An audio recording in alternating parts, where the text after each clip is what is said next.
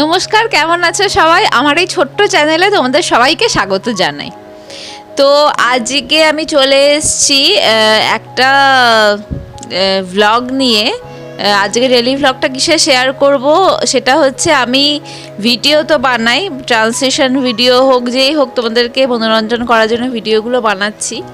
তো এই ভিডিওগুলো করার পেছনে আমার কতটা এফোর্ট থাকে, মানে বাচ্চা সামলে, আমার এই যে 8 মাসের ছোট্ট ছেলে, তো ওকে বারে বারে সামলে কিভাবে ভিডিওটা কন্টিনিউ করি বা ভিডিওটা করতে হয়, সেটাই তোমাদের সাথে ছোট্ট একটা ভ্লগ শেয়ার করব।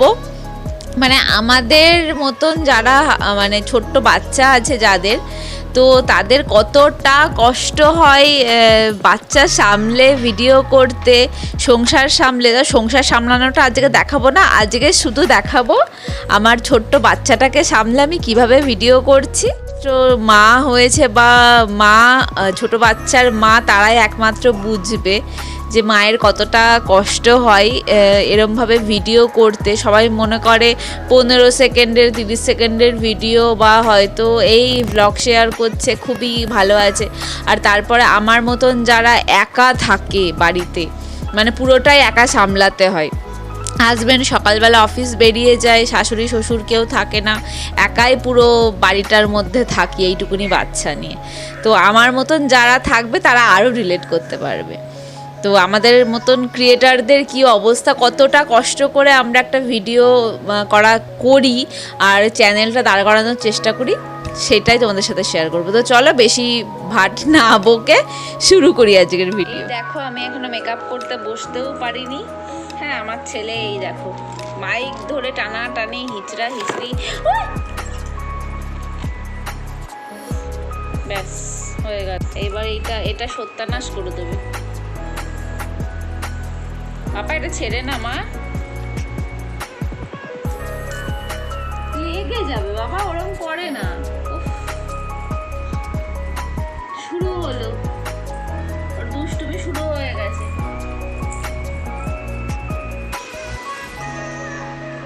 কি করবি? একটু সাজতে দে আমায়, একটু সাজতে দে পাপা।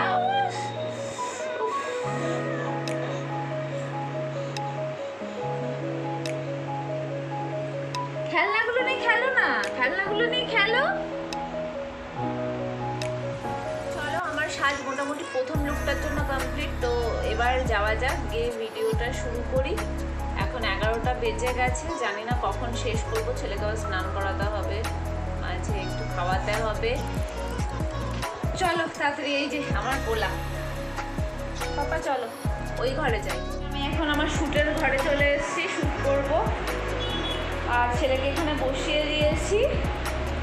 পাপা এই খেলনাগুলো সব ছড়িয়ে ছিটিয়ে আছে, পাপা এই নিয়ে খেলা করো, খেলা করো এগুলো নিয়ে।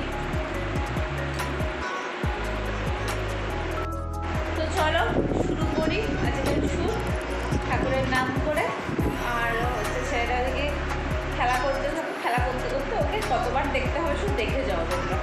এই যে এখানে ফ্যানটা আছে, এটা সামনেই সেট করার জন্য, সামনে সেট করে দেবো। আর একটু সরাই, সবার এত তো সরানো যাবে না।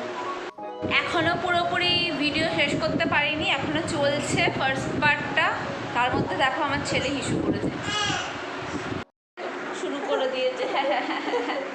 এ দেখো হিসু গড়াগড়ি খাচ্ছে। এই দেখো এবার আমাকে ধরবে, এইবার আসবে।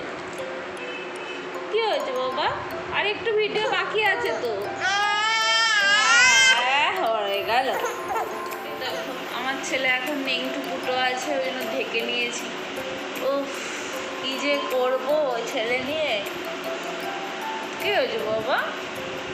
আমার শুট বাকি আছে তো এখন। হ্যাঁ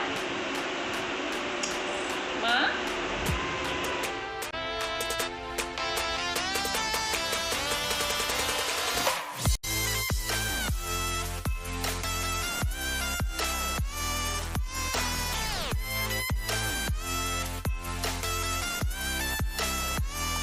এই যে ছেলেকে এখন কলা খাওয়াচ্ছি।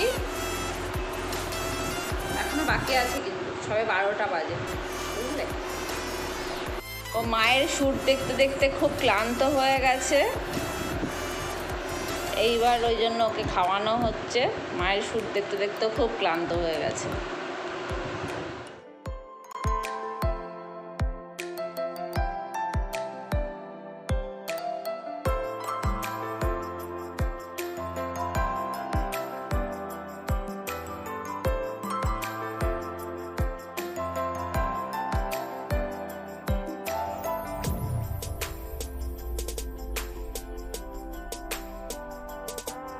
তো আমি এখন সেকেন্ড পার্ট শ্যুট করছি। একটা কোনো রকমের শ্যুট হয়েছে, আমার ছেলে ওই ঘরে চলে গেছে, দিয়ে এসেছি, আর আবার শুরু করে দিয়েছে ও কান্না।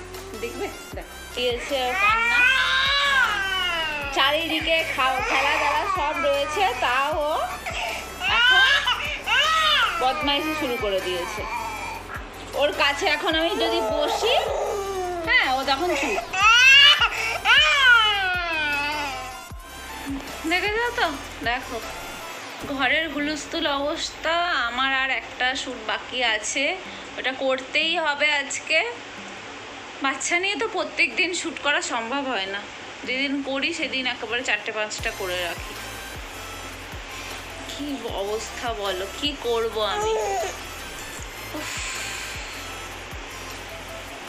কি অবস্থা বলো, কি করব আমি? আমার আর কিচ্ছু করার নেই। ও যে এদিক ওদিক দিয়ে ঘুরে বেড়াচ্ছে, আর এ শুরু করে দিয়েছে।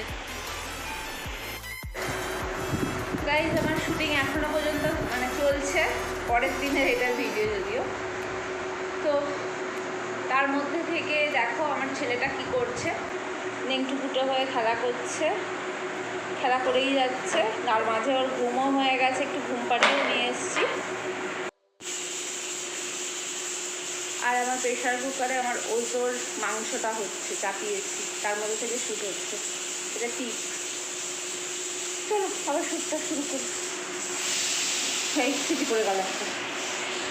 তো গাইজ, আমার শ্যুট শেষ হয়ে গেছে, এখন বাজে 1:45, আর আমি এখানেই আমার ব্লগটা আজকে এন্ড করব।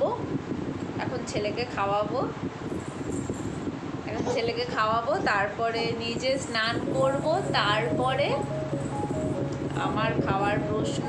আর শোবো না, শোয়া হবে না, কারণ ভিডিও এডিট করতে হবে। তো আজকের মতো আসি। কেমন লাগলো ব্লগটা অবশ্যই বলবেন। কষ্ট হয়, তা হলেও বাচ্চা তো ভগবানের দান, তাই না? ভগবানই স্বয়ং এসছেন, এরকম ভাবতে হবে।